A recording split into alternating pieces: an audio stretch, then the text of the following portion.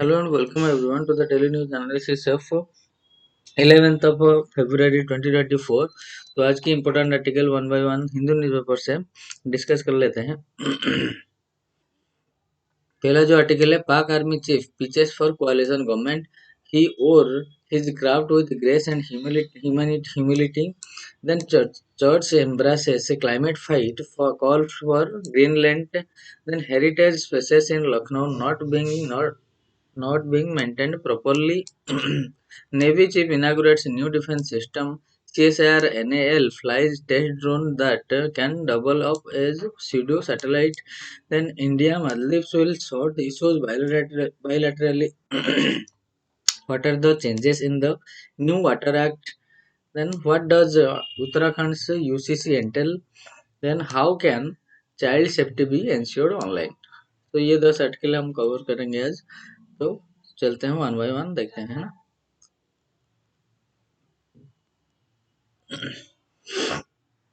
पहले जो आर्टिकल है, Pak army chief pitches for कोalition गवर्नमेंट। पाकिस्तान से army chief general Asim Munir on Saturday urged the country's polarized political leadership to form a unified government of all democratic forces, as he backed former Prime Minister Nawaz Sharif's plea to his rivals to help for a coalition government after the general election. If you are to have produced a hung parliament, springing a surprise independence backed by jailed former Prime Minister Imran Khan's Pakistan Tehreek-e-Insaf (PTI) party owned the lion's share of 102 seats in the National Assembly in third race elections, as the result of 257 seats out of 265 was announced by the Election Commission of Pakistan. The PTI has already claimed victory in the election. Others performance. The group was followed by Mr. Sharif's Pakistan Muslim League Nawaz (PMLN) with 73 seats, the Pakistan People's Party with 54, Muttahida Qawami Movement with 17, and smaller parties taking 11 to form a government. A party must win 133 seats out of 265 in the National Assembly. On Saturday, a statement attributed to General Munir noted that the people of Pakistan reposed their combined trust in the Constitution of Pakistan, and it was now incumbent upon the political parties to reciprocate the same with political maturity and unity. Meanwhile, Mr. Khan is in an AI generated audio video messages on Saturday claimed victory in the general elections. He thanked the people for voting the PTI and also asked them to ensure the sanctity of their votes was not hijacked by the establishment. PTI Central Information Secretary Rauf Hassan said any attempt to derail the people's decision would have deadly consequences. Then EPFO sets interest on PF deposits at 8.25%.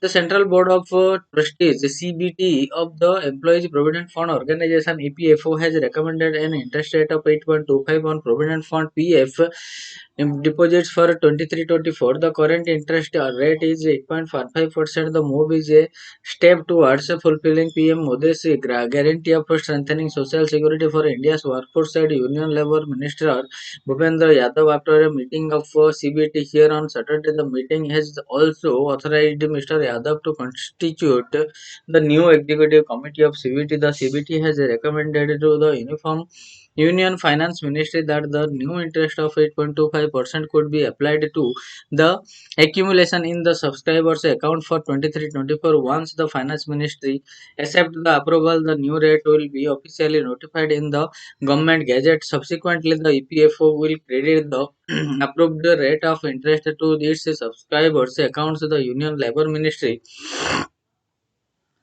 said in a press release. The CBT has recommended a distribution of his historic income amount of 1,07,000 crore rupees to EPF members' accounts on a total principal amount of about 13 lakh crore rupees, which will 90 which were 91,151.66 crore rupees and 11.02 lakh crore rupees respectively in 22-23. The total income recommended for distribution is the highest on record, the center said, adding that the income had grown by more than 17.39% and principal amount had increased by 17.97%, which is a healthy financial performance. The issue of non-inclusion of representative of INTUC and the AITUC in the CBT were also taken up during the meeting. A meeting of the Employees State Insurance Corporation was also held on Saturday. The meeting decided to extend the ESIC medical benefits to superannuated insured persons with relaxed norms. Superannuating workers who were insured under the ESIC but who went out of the scheme coverage in view of exceeding the wage ceiling will get the benefit if the worker was under insurable employment for at least 5 years before superannuation of voluntary retirement. The persons who were in the insurable employment for at least 5 years after April 1, 2012 and superannuated voluntarily retired on or after April 1, 2017 with wages up to 30,000 per month will be benefited under the new schemes, the ministry said. It also relaxed existing norms for establishment of dispensaries, medical infrastructure, regional, sub-regional offices in northeastern states, including Sikkim. It also approved a new policy on IOS 2023 in ESIS institution. The ESIC will also acquire land for construction of 100-bed hospitals at Udupi in Karnataka, Idukki in Kerala, and for 150-bed hospital at Malerkotla in Punjab. The next article he wrote, he wore his craft with grace and humility.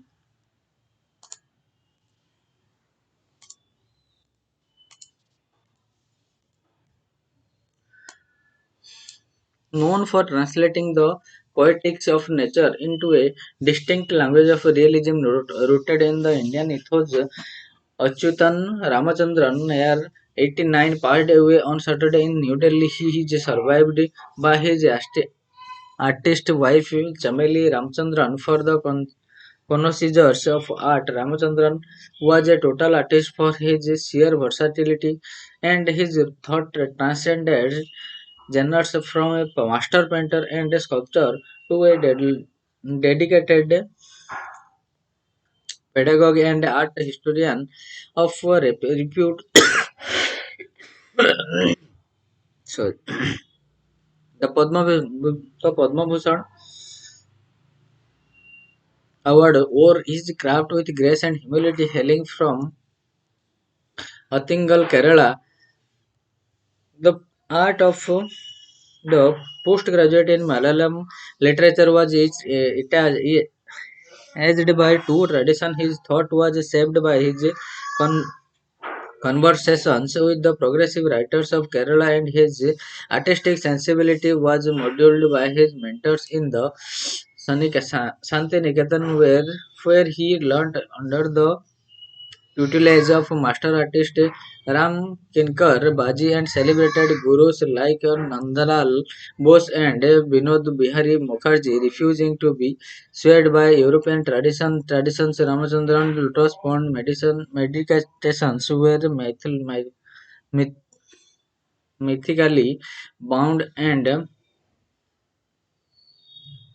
metaphorically timeless. An avid traveler who loved little Hill helmet of Rajasthan, he discovered the quaint pond of Obeswar and created female figures from his album of Fantasia in his last Lotus Pond exhibitions at Badehra. art gallery. It seemed as if times has dried up and lent its erosive context into the shadows of the lotus leaves. A close encounter with the artistic violence made a deep impact on his psyche, and he started questioning realism.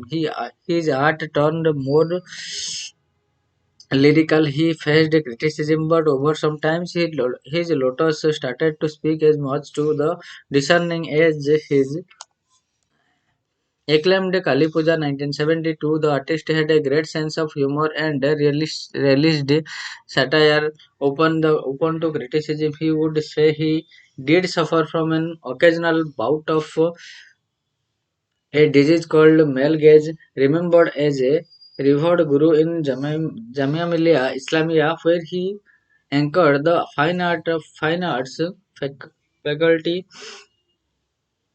Drawing was an integral part of his daily routine, just like a musician has to string his tanpura every day to do his riyaz. I need to draw. It is my elixir, he would say. He did self-portraits long before Indians knew of the tradition of drawing and painting oneself. His set of watercolors read like poems. In each of his works, there is a tree, a woman, and a pot. In each pot, you will find his self-portrait. He gave it to his Malayali sense of humor. He would appear as insects, birds, and even as a bat, which signified that he was neither contemporary nor ancient.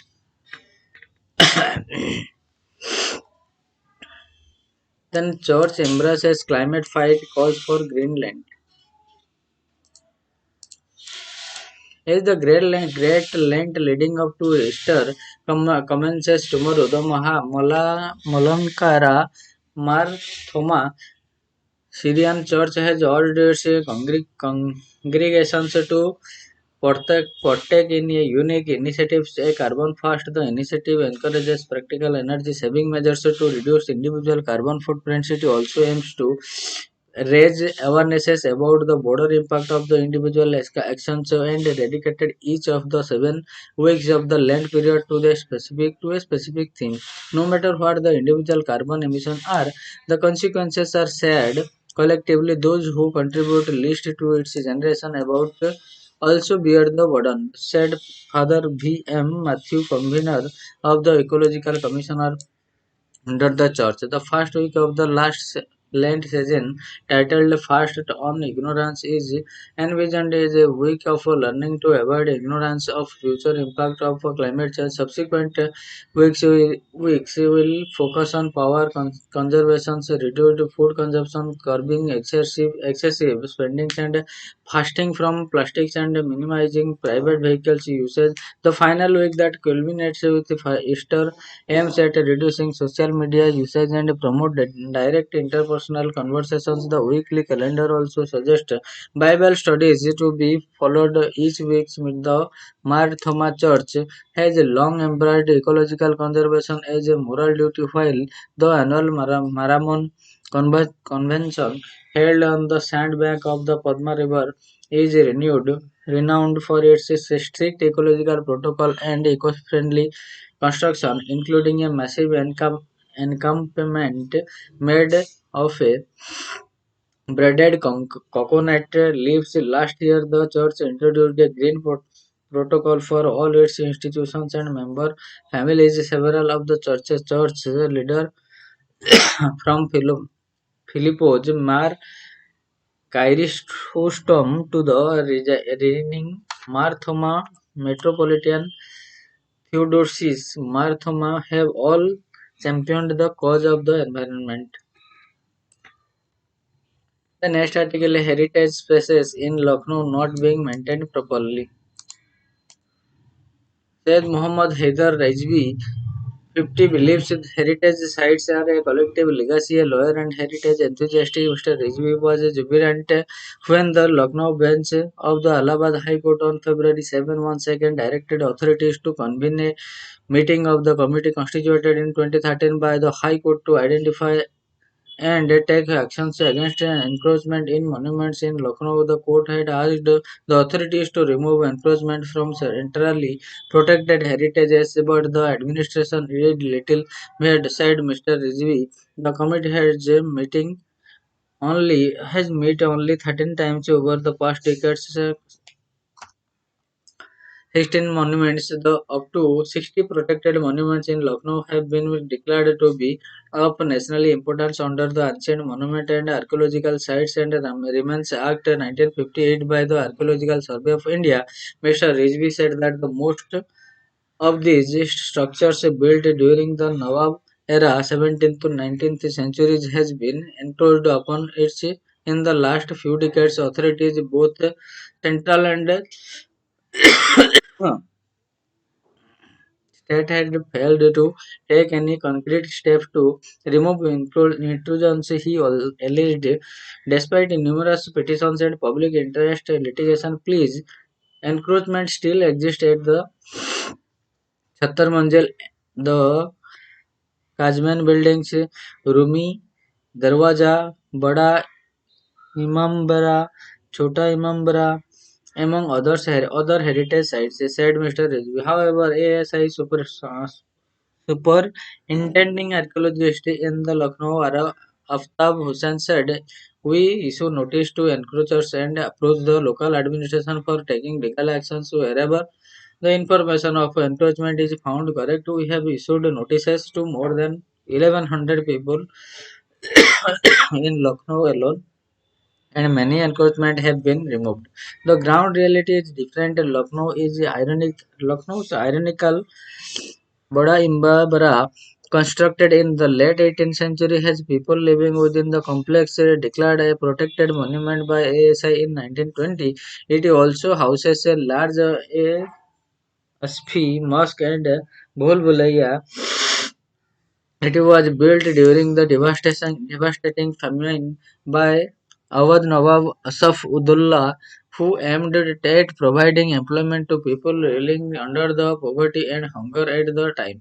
The Union Ministry of Culture did a recent assessment of Kajman buildings built mirroring a similar structure in Iraq, considered sacred to Syria Muslims. The monument shows signs of rising dampness in the external facades on all sides, all along the plinth levels. Read the report published in October 2023. It goes on to note structural cracks at the lintel linent level, water seepage at the ceiling, which further led to deterioration of wooden roof structural members and missing copper panels from the dome. The Kothi at Bia- Bibiapur on the banks of Gumti River, now in disarray, was built by the Ashraf Udullah, the Nawab of Awadh, in the late 18th century, designed in the neoclassical style by the Antony Pulier, who was intermediating a part of British and Nawab's army. The resistance was used as a contrary retreat for the Nawab. So far, UP's heritage zone are governed by the rules monitored by the local development authority in Lucknow. Three heritage zones have been defined by the Lucknow Development Authority: Hossenabad Zone, Kaisarabag Zone, and Lamarti Nera Zone, said Indu Prakash, a trained archaeologist who worked with ASI for more than 35 years. Mr. Risby and other heritage enthusiasts feel rulers are not enough. Heritage by law are needed. These will act as a catalyst in preserving these monuments, he said. Then CSRNAL flies a test drone that can double of the pseudo satellite.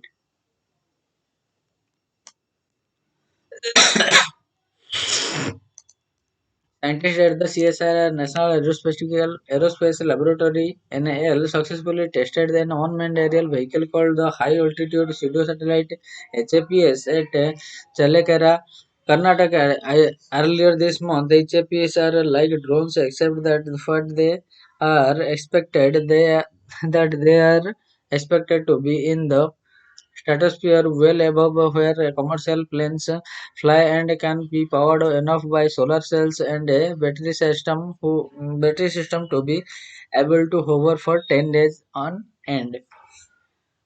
Variety of application. A fully working HAPS can be used for a variety of applications from surveillance of to beaming 5G waves.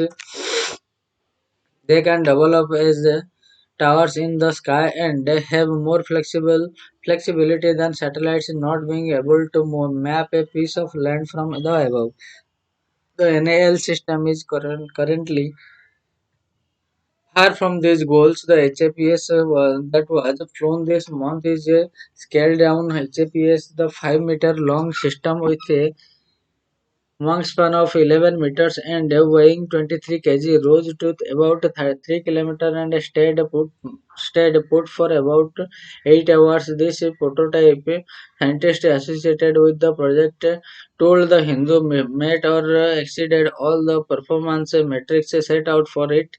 However, a series of tests have been planned and they are expected to culminate in a full-bodied craft with a wingspan of 30 meters and much as a Boeing 737 by 2027. It will be able to rise 23 kilometers and stay airborne for at least 90 days. There are very few proven systems anywhere in the world that can do this, and given the variety of the potential application, India ought to be able to have such capabilities of its own, said Abhay Pasilkar, Director CSIR NAL Engineering Cruise. While HAPS may look elementary, it requires a fair bit of engineering prowess. They are unmanned and must fly days and nights on end, meaning they need solar powered batteries and not jet fuel, capable of lifting the airframe up to stratosphere, which extend from 20 to 50 kilometers above Earth's surface. This ascent into the sky is challenging given the air turbulence in the atmosphere and the fact that these are relatively light planes. The weight of the airframe is only 8 kg, but the entire system's weight is nearly 23 kg. Most of the weight is of the batteries, said Dr. Pasilkar. Unlike the familiar solar panel on rooftop, those used to power the plane are extremely thin solar films. There are only one or two companies in the world capable of making solar cells film that thin, said L. Venkatakrishnan, chief scientist and head NIL and in charge of HAPS program. It's like the Hero Honda of skies. Our test this month gave us the information required to design a bigger system, particularly on how can we ensure that the drone remains balanced given the forces it will be subject to. He told the Hindu. CSIR NAL aims to design and build the HAPS propellers, battery management system, carbon composite airflames, fast control system, and the high powered electric motors that can withstand extreme temperature ranges.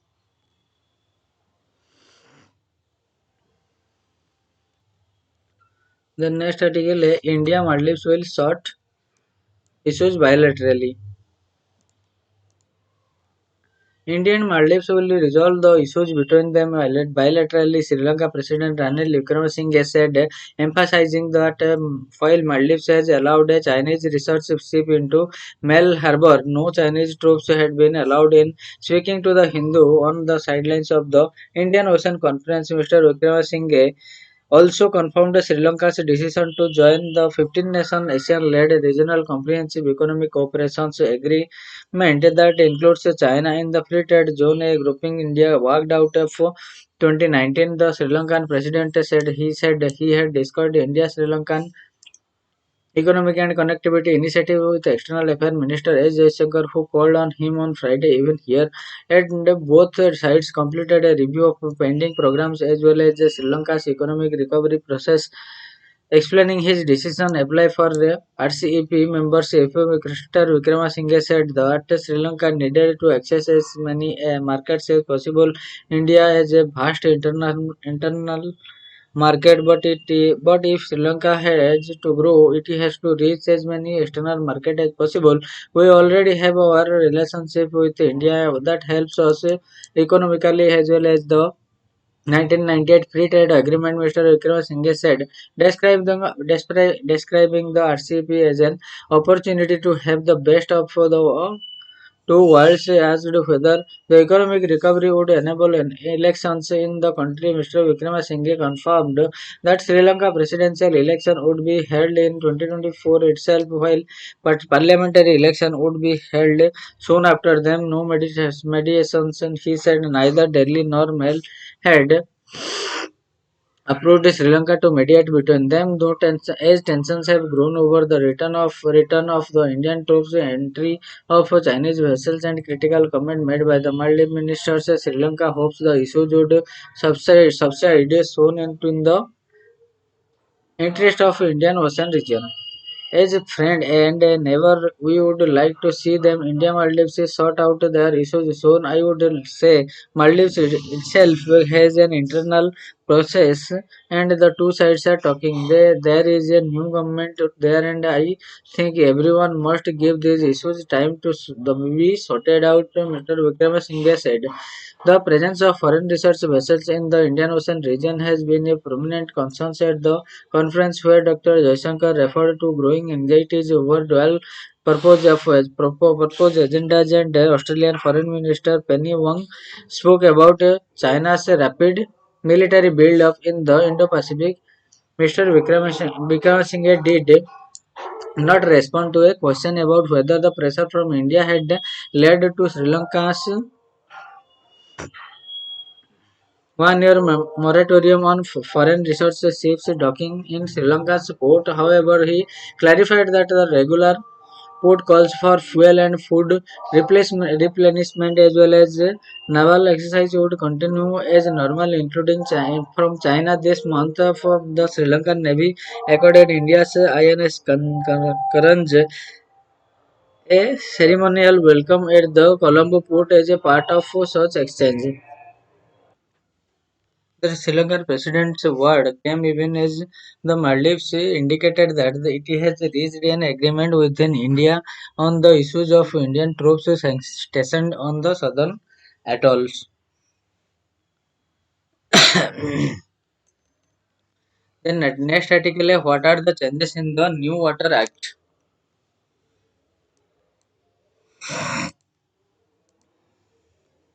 The Lok Sabha this week passed the Water Prevention and Control of Pollution Amendment Act 2024.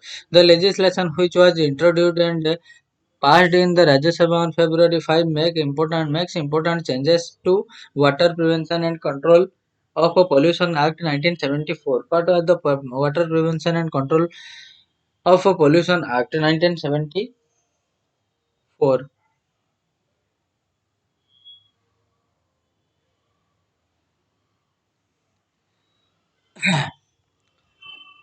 The act was the first piece of legislation in independent India that identified the need to have an institutional structure to address contaminations of water bodies. This led to the creation in September 1974 the Central Pollution Board, Control Board, and State Pollution Control Boards that were charged with monitoring and preventing public water resources from getting contaminated by sewage and industrial effluents. This act made it mandatory for industrial units to get permissions from their respective state boards before setting up factories and submitting themselves to check on whether their manufacturing and other processes were complying with the prescribed norms. The Parliament of India, in its wisdom, enacted a Water Prevention and Control Pollution Act in 1974 with a view to maintaining and restoring wholesomeness of our water body is one of the mandates of the Central Pollution Control Board is to collect, and disseminate technical and statistical data relating to water pollution. So the website of the CPCB notes CPCB is empowered CPCB is empowered to conduct checks and provide guidance on technical standards to be adhered to. The SPCB files a case and is expected to ensure compliances violating the provision of Water Act can be industries being shut down, monetary fines, as well as imprisonment of up to 6 years. That said, there had been no instances of companies or people in India having been imposed due to environmental violations. What are the amendments? Water is a state subject and the center cannot directly pass legislative laws including influencing water management. However, the center can create legislation if two or more states demand it, and this can be made applicable by the states over their territories if they adopt the legislations in their assemblies. The amended versions of the Act passed by the both houses of Parliament will currently apply to Himachal Pradesh and Rajasthan and Union Territory. The original Act passed in 1974 is applicable in 25 states. The most important change is that it removes the provision of imprisonment of several violations deemed minor and replaces them with fines to the tune of 10,000 extending up to 15 lakhs. As per the original act, the SPCB's permission is needed for establishing any industry or a treatment plants which could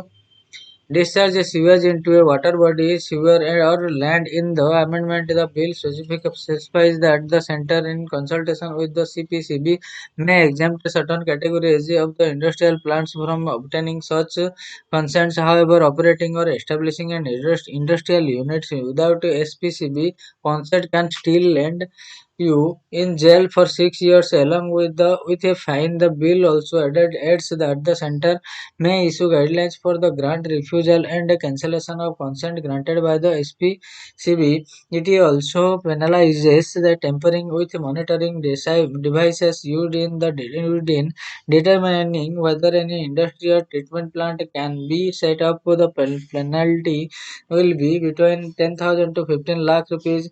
The amended act also empower the center to frame rules to select the chairpersons of SPCBs and frame guidelines that state can follow no matter for establishing industry and new operating processes.